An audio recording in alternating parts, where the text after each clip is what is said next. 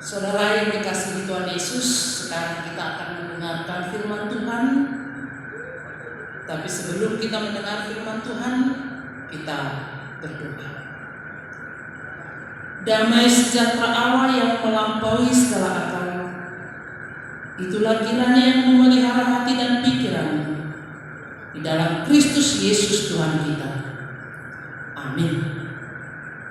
Saudara yang dikasihi Tuhan Yesus Kristus, firman Tuhan bagi kita pada minggu ini tertulis dalam Ibrani 2 ayat 1 hingga ayat 4, demikian bunyinya. Karena itu harus lebih teliti kita memperhatikan apa yang telah kita dengar, supaya kita jangan hanyut di bawah arus. Sebab kalau firman yang dikatakan dengan perantaraan malaikat-malaikat tetap berlaku, dan setiap pelanggaran dan ketidaktaatan mendapat balasan yang setimpal, bagaimanakah kita akan luput jikalau kita menyia-nyiakan keselamatan yang sebesar itu, yang mula-mula diberitakan oleh Tuhan dan oleh mereka yang telah mendengarnya kepada kita dengan cara yang dapat dipercaya, sedangkan Allah meneguhkan kesaksian mereka oleh tanda-tanda dan mujizat-mujizat dan oleh berbagai-bagai pernyataan kekuasaan dan karunia Roh Kudus yang dibagi-bagikannya menurut kehendaknya. Demikian firman Tuhan. Saudaraku yang dikasihi Tuhan Yesus Kristus, topik minggu kita hari ini dikatakan keselamatan dari Tuhan. Masalah dapat menghampiri setiap orang tanpa pandang bulu, tanpa melihat latar belakang seseorang itu. Masalah datang tanpa aba-aba, tanpa menunggu kesiapan.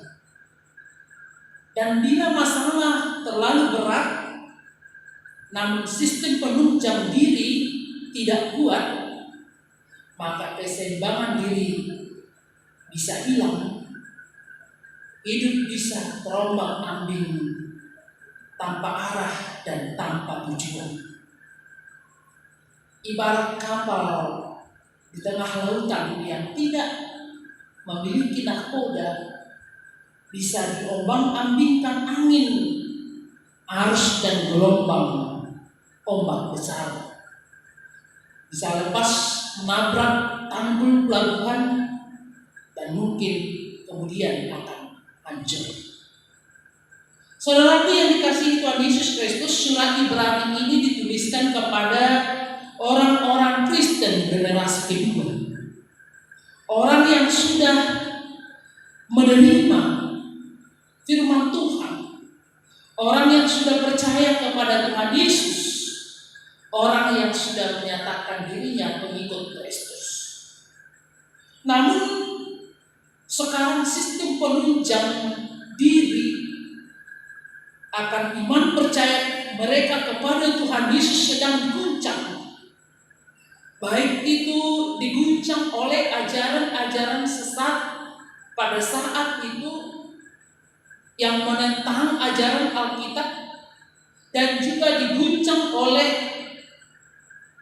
penderitaan yang diakibatkan oleh atau yang dialami mereka oleh Kaisar Domitianus dan juga Kaisar Nero, yang tidak menyukai adanya pengikut Kristus, yang membenci pengikut Kristus. Mereka menyiksa, memfitnah, bahkan membunuh orang-orang Kristen ketika itu. Dan pada keadaan seperti itulah iman mereka diguncang oleh keadaan tersebut. Maka dengan demikian surat Ibrani ini dituliskan untuk meneguhkan iman percaya mereka kepada Tuhan Yesus. Dan apa yang akan mereka lakukan sehingga mereka tetap teguh di dalam iman percaya kepada Tuhan Yesus. Nats kita pada saat ini mengajari kita dan mengajari jemaat mula-mula supaya tetap setia dan teguh di dalam iman percaya kepada Tuhan Yesus dengan melakukan yang pertama dikatakan di situ, untuk lebih teliti memperhatikan apa yang telah mereka dengar. Apa yang telah mereka dengar? Apa itu artinya firman Tuhan yang telah mereka dengar? Karena dengan mengetahui lebih banyak mengenai kebenaran firman Tuhan, maka mereka tidak akan mungkin gampang diombang-ambingkan oleh ajaran-ajaran sesat pada saat itu.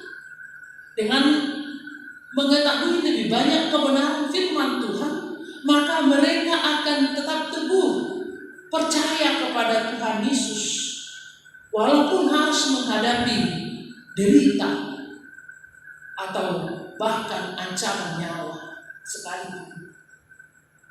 Bapak Ibu Saudara, dikatakan di sini untuk lebih teliti. Kata teliti artinya mempelajari, menyelidiki, mengkaji, memeriksa. Artinya di situ Bapak Ibu Saudara, para pembaca atau orang-orang Kristen mula-mula itu dan kita sekarang diajak untuk mau selalu memberi hati, memberi waktu untuk mau mempelajari, menyelidiki, mengkaji dan memeriksa lebih banyak lagi dari firman Tuhan, belajar lebih banyak lagi dari firman Tuhan. Tentu jika lebih banyak belajar akan firman Tuhan, maka akan mungkin lebih banyak tahu. Dan orang yang lebih banyak tahu, dia akan lebih mampu untuk mempertahankan imannya, mempertahankan apa yang dia pahami, apa yang dia ketahui. Tapi harus kita tahu dan kita ingat Bapak Ibu Saudara, bahwa firman Tuhan bukan hanya untuk diteliti, bukan hanya untuk dipelajari, tetapi juga harus dipikirkan. Firman Tuhan harus direnungkan, ditaati, diingat, diajarkan, dan juga harus diterapkan di dalam kehidupan sehari-hari. Tentu diharapkan hidup orang yang selalu meneliti dan membaca firman Tuhan itu akan lebih baik kehidupannya dari orang-orang yang tidak pernah membaca firman Tuhan, dan bahkan mungkin bagi orang-orang yang sekali-sekali membaca firman Tuhan. Bisa diibaratkan Bapak Ibu Saudara seperti apa yang dikatakan dalam Kisah Rasul 17 ayat 11 hingga ayat 12. Di situ dibandingkan kehidupan jemaat Berea jauh lebih baik daripada kehidupan orang-orang Yahudi yang ada di Tesalonika. Kenapa bisa lebih baik kehidupan orang-orang Yahudi yang ada di Berea daripada kehidupan orang-orang Yahudi yang ada di Tesalonika? Dikatakan Bapak Ibu Saudara dalam Kisah Para Rasul 17 ayat 11 hingga ayat 12a itu, orang-orang Yahudi di kota itu artinya kota Berea, lebih baik hatinya daripada orang-orang Yahudi yang ada di Tesalonika, karena mereka menerima firman itu dengan segala kerendahan hati dan setiap hari menyelidiki kitab suci dan belajar mengetahui apakah semuanya itu benar demikian, sehingga banyak di antara mereka menjadi percaya. Artinya Bapak Ibu Saudara, dengan kita semakin meneliti, mempelajari, menyelidiki firman Tuhan, maka kita akan semakin teguh dalam iman percaya kita kepada Tuhan Yesus. Kita tidak gampang diombang-ambingkan oleh arus dunia ini. Kita tidak gampang diombang-ambingkan oleh ajaran-ajaran sesat yang ada di dunia ini. Karena kita sudah memperoleh pengajaran yang kokoh, doktrin yang kuat, sehingga kita tetap teguh di dalam pengajaran, di dalam iman yang sudah kita terima. Maka sejajar dengan itu apa yang dikatakan oleh Rasul Paulus dalam Roma 10 ayat 17 itu. Karena iman timbul oleh pendengaran, dan pendengaran oleh firman Kristus. Dengan demikian iman kita semakin dewasa ketika kita senantiasa mau belajar dan belajar dari firman Tuhan, menyelidiki, meneliti, memperhatikan, fokus dengan firman Tuhan. Dan hendaklah kita bukan hanya tekun untuk mendengar dan belajar dari firman Tuhan, tetapi mari menjadi pelaku-pelaku firman Tuhan. Saudaraku yang dikasihi Tuhan Yesus Kristus, yang kedua dikatakan di sini, jangan menyanyiakan keselamatan. Seperti topik minggu kita hari ini dikatakan keselamatan hanya dari Tuhan. Sungguh sangat disayangkan apabila anugerah keselamatan yang telah kita terima dari Allah melalui diri Tuhan Yesus Kristus itu disia-siakan. Saudaraku, oleh karena pelanggaran, oleh karena ketidaktaatan, oleh karena dosa-dosa manusia, selayaknya kita akan menerima hukuman yang setimpal dengan pelanggaran kita, setimpal dengan dosa-dosa kita. Karena upah dosa adalah maut. Namun oleh karena kasih Tuhan yang begitu besar, Ia mengaruniakan anaknya yang tunggal itu, supaya setiap orang yang percaya kepadanya beroleh hidup yang kekal, beroleh keselamatan. Dan kasih-Nya itu dinyatakan dengan begitu luar biasa. Tuhan Yesus harus disalibkan dan mati demi dosa-dosa manusia. Dan tidak ada seorang pun yang dapat selamat oleh karena usahanya sendiri. Tidak ada seorang pun yang dapat selamat oleh karena usaha nabi-nabi atau usaha para malaikat. Keselamatan itu hanya daripada Tuhan. Dan keselamatan itu mahal harganya. Karena diri Yesus Kristus sendiri yang harus tersalib. Darahnya harus tercurah di Golgota demi keselamatan manusia berdosa. Karena itu Bapak Ibu Saudara, kita diajak supaya jangan menyia-nyiakan keselamatan kita. Orang yang meragukan Tuhan Yesus sebagai juru selamat, itulah orang yang menyia-nyiakan keselamatan kita. Orang yang tidak tetap berjuang di dalam keselamatan yang sudah dia terima, orang yang tidak tetap berjuang percaya kepada Tuhan Yesus di dalam dunia ini, walaupun mungkin banyak tantangan-rintangan kepada setiap orang percaya itu, kita diajak harus berjuang untuk tidak menyia-nyiakan keselamatan kita itu, tetap percaya hanya kepada Tuhan Yesus Kristus, karena hanya Dialah Sang Juru Selamat kita. Dan juga Bapak Ibu Saudara, yang tidak menyia-nyiakan keselamatan itu bukan hanya percaya, namun harus menjadi pelaku-pelaku firman, menjauhkan segala hal-hal yang tidak dikehendaki oleh Tuhan. Dan kita diajak untuk mengerjakan keselamatan kita itu. Kerjakanlah keselamatanmu seperti apa yang dikatakan oleh Rasul Paulus dalam Filipi 2 itu. Mengerjakan keselamatan artinya mengikuti Tuhan Yesus. Mengikuti Tuhan Yesus setia sampai akhir.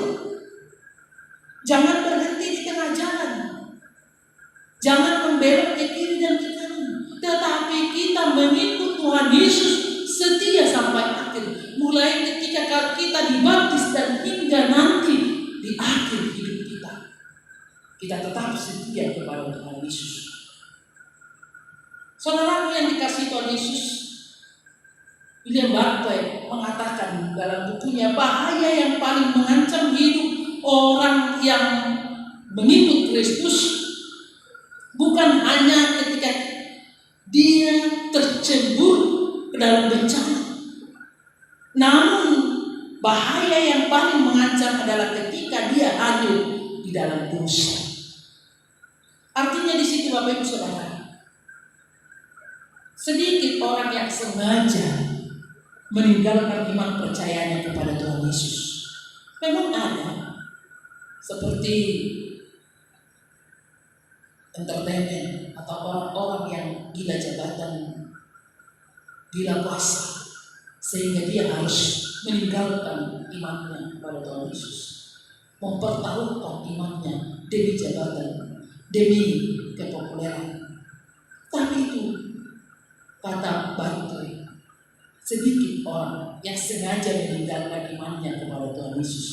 Tetapi banyak orang yang dari hari ke hari terhanyut oleh dosa dan semakin jauh dari Tuhan Yesus. Ini harus kita sadari Bapak Ibu Saudara, sebagai pengikut Kristus. Bisa masih menempel di dalam kehidupannya label nama sebagai pengikut Kristus, namun hidupnya dari hari ke hari sudah terhanyut di dalam dosa dan bahkan semakin jauh dari Tuhan. Banyak orang yang dengan tanpa disadari telah hanyut dalam suatu keadaan yang tidak disukai oleh Tuhan, dan kemudian mendadak dia terbangun, namun dia sudah jauh larut dalam dosa sehingga sulit untuk memperbaiki.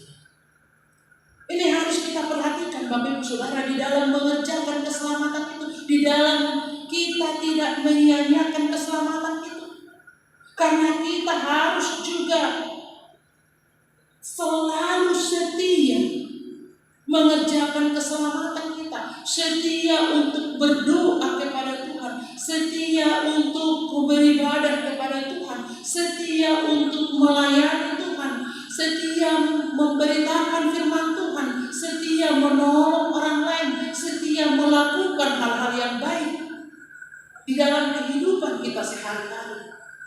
Dan harus kita jauhkan diri kita dari hal-hal yang jahat yang menjauhkan kita dari Tuhan. Itu yang tetap menjaga keselamatannya, mengerjakan keselamatannya. Bapak Ibu Saudara yang dikasihi Tuhan Yesus Kristus, dan yang ketiga dikatakan Allah meneguhkan kesaksian mereka. Melalui kuasa Roh Kudus, Allah meneguhkan kesaksian para rasul-rasul, meneguhkan kesaksian para pekabar Injil mula-mula, meneguhkan kesaksian para pengkhotbah terdahulu, dan meneguhkan kesaksian para pengkhotbah masa sekarang ini dan masa yang akan datang. Sehingga dengan diteguhkannya kesaksian orang-orang yang percaya kepada Tuhan Yesus itu, maka semakin terlihatlah tanda-tanda dan mujizat-mujizat nyata di dalam kehidupan para pengikut Kristus. Apa itu tanda-tanda dan mujizat-mujizat itu Bapak Ibu Saudara? Kita jangan langsung membayangkan tanda-tanda atau mujizat-mujizat itu hal-hal yang luar biasa. Misalnya seperti yang dilakukan oleh Tuhan Yesus, mengubah air menjadi anggur. Bukan harus seperti itu, namun adalah merupakan sesuatu mujizat apabila dengan firman Tuhan yang telah kita beritakan, yang telah didengarkan oleh orang-orang di dunia ini, sehingga mereka bisa berubah dengan menghayati firman Tuhan yang mereka dengarkan. Manusia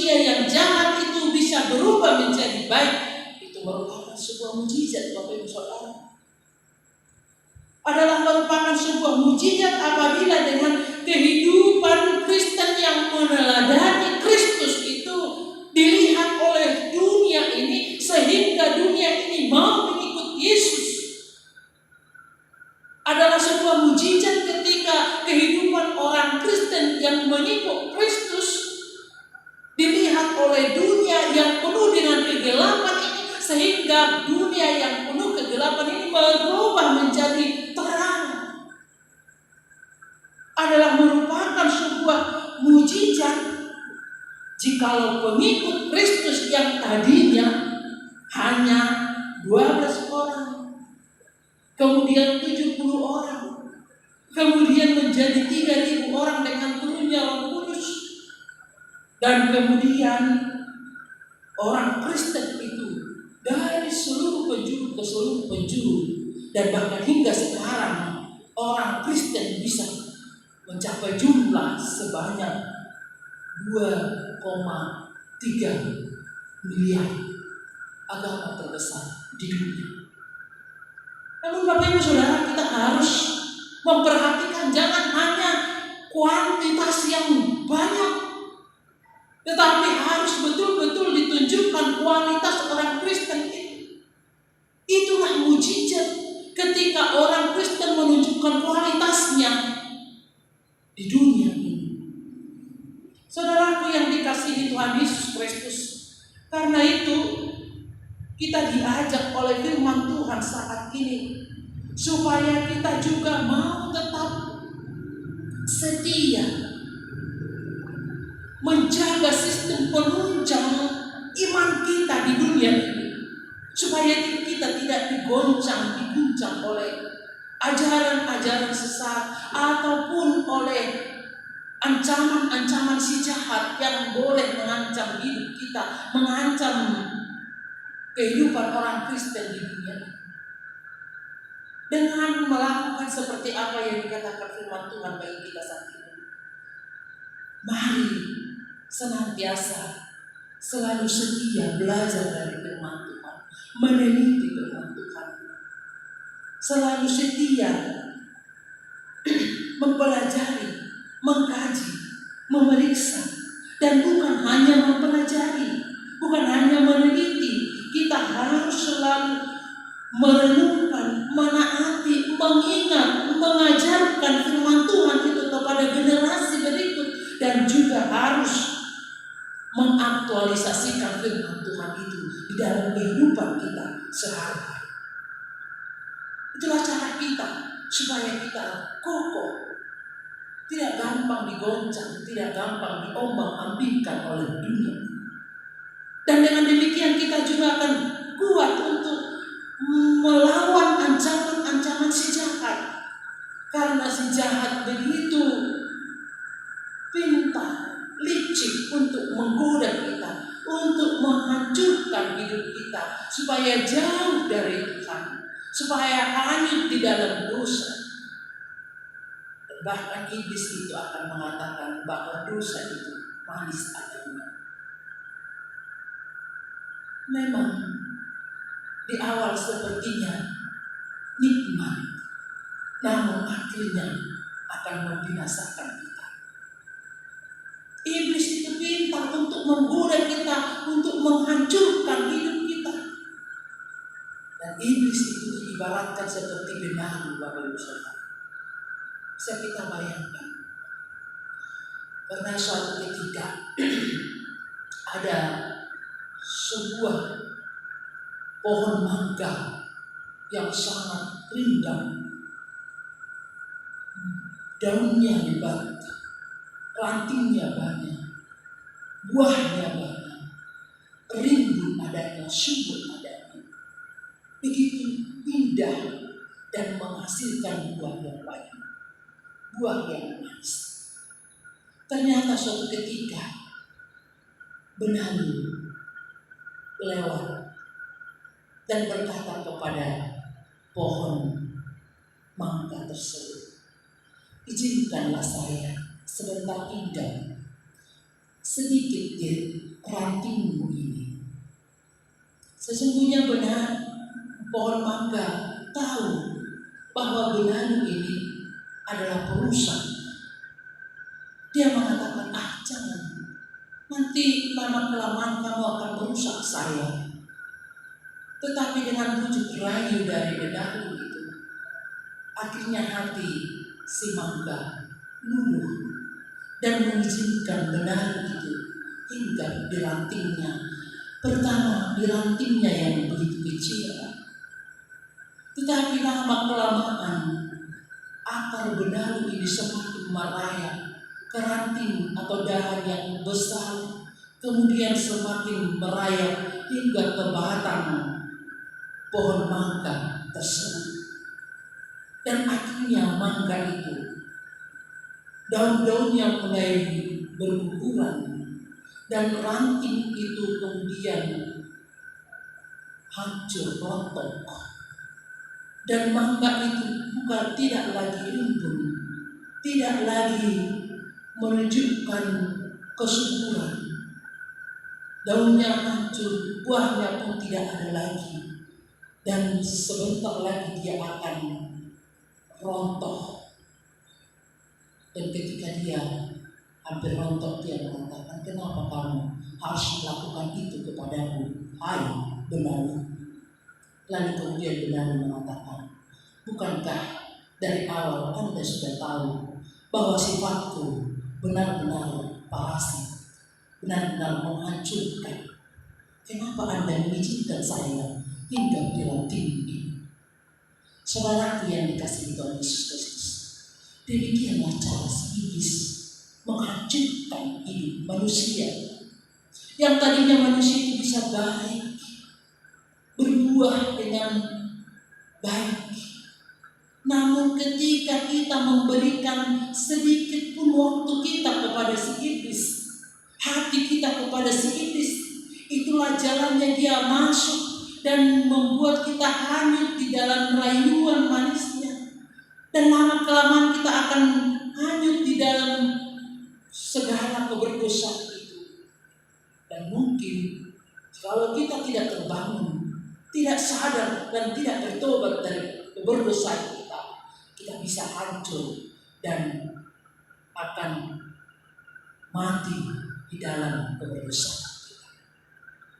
Saudara yang dikasihi Tuhan Yesus Kristus, karena itu firman Tuhan mengajak kita supaya jangan izinkan hidupmu diombang-ambingkan oleh ajaran sesat itu, tetapi tetaplah setia belajar firman Tuhan, meneliti firman Tuhan, menyelidiki firman Tuhan, dan merenungkan, menghayati serta melakukan firman Tuhan.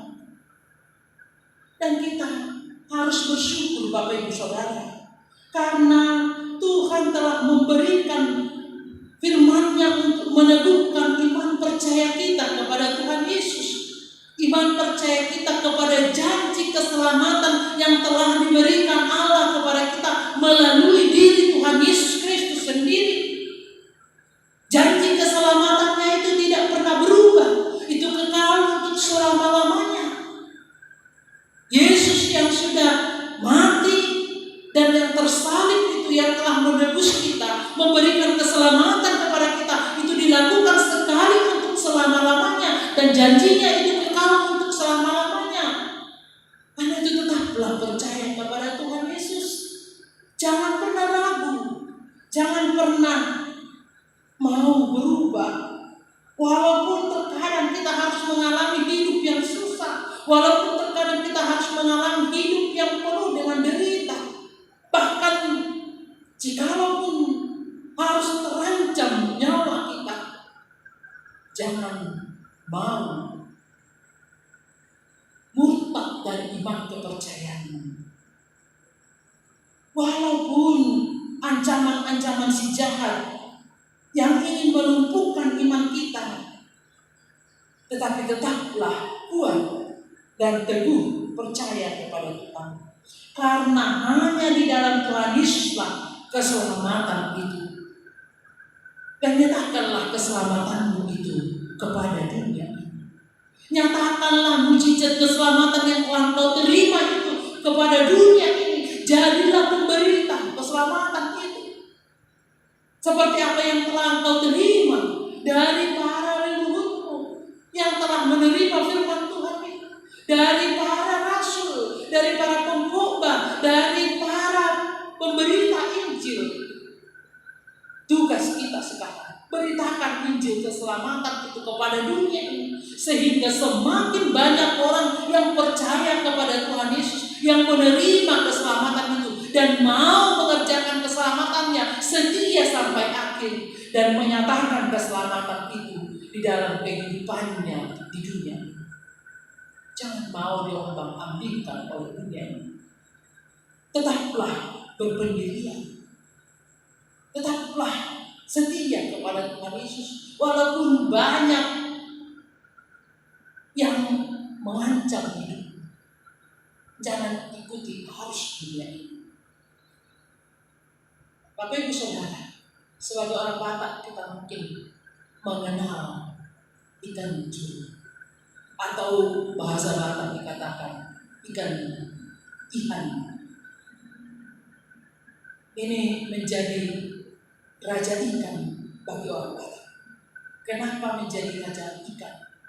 Karena memang rasanya jauh lebih enak dari rasa ikan yang lainnya. Kenapa bisa seperti itu? Ternyata setelah diteliti ikan curu ini, dia tidak pernah mau mengikuti arus. Dia selalu melawan arus, mencari air yang lebih jernih, sehingga dia selalu berenang ke hulu, bukan mengikuti arus ke hilir. Dan semakin masuk ke hulu, dia semakin mendapatkan air yang jernih, yang walaupun di dalam melawan arus itu dia harus mengalami tantangan yang hebat, bukan hal yang gampang. Tetapi ketika dia melawan arus itu untuk mendapatkan air yang jernih, disitulah terbentuk dirinya semakin kuat, semakin berhebat, dan rasanya menjadi manis dan jauh lebih enak dari segala ikan. Bapak Ibu Saudara, apa yang mau dikatakan dari ilustrasi? Ketika kita tidak mau mengikuti arus dunia, mungkin arus dunia ini bukan hanya tantangan, derita, sakit, penyakit yang boleh kita hadapi. Arus dunia ini bisa tawaran kenikmatan. Kita diberikan tawaran jabatan, jodoh, atau kepopuleran seperti yang dibuat oleh entertainment.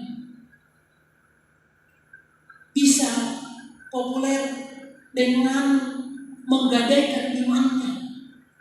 Tetapi ketika kita tidak mau larut atau hanyut di dalam arus dunia ini, maka hidup kita akan indah dan manis seperti perjuangan ikan curu.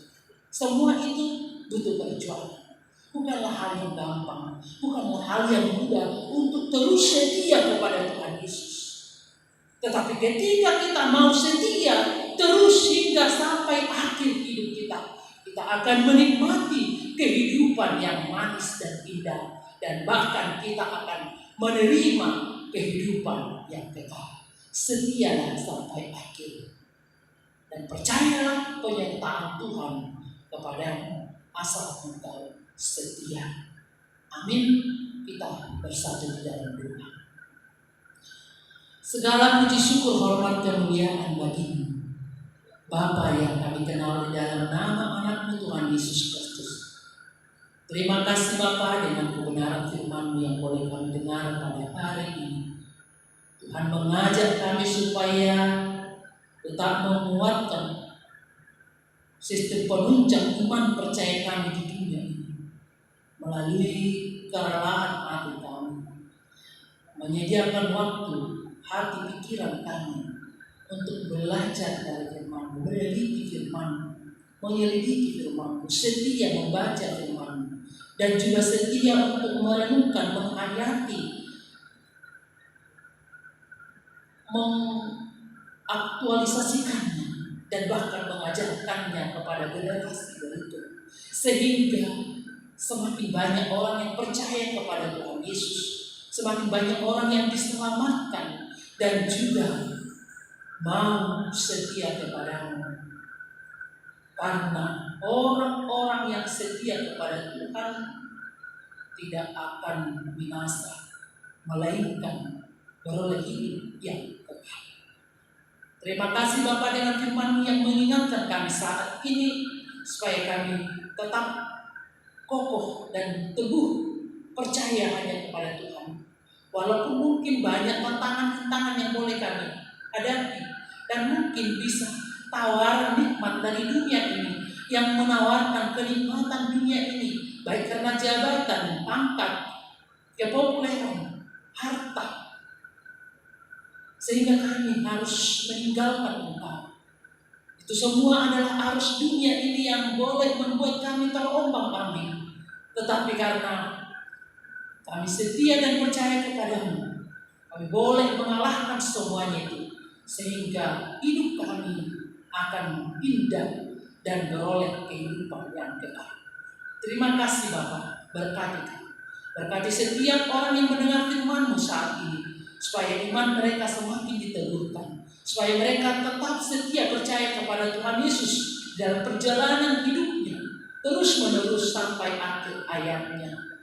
Berkati semua jemaat HKBP Resort Paulus Depok dan gereja HKBP Sukabumi, supaya tetap setia kepadamu. Berkati juga para pemimpin gereja HKBP, mulai dari pusat hingga ke pos Paminggu. Dalam kau Tuhan memberkati, memberikan semangat, supaya kami tetap semangat untuk memberitakan firman-Mu kepada seluruh dunia ini, sehingga semakin banyak orang yang percaya kepadamu dan kerajaan Allah semakin nyata di dunia ini. Berkati juga pimpinan negara kami, mulai dari Bapak Presiden hingga pimpinan ke daerah-daerah. Biarlah mereka adalah orang-orang yang takut akan Tuhan, sehingga mereka di dalam setiap keputusannya, keputusan-keputusan yang benar-benar akan memberikan kesejahteraan kepada seluruh rakyat Indonesia secara adil dan merata. Berkati mereka, berikan kesehatan, kekuatan.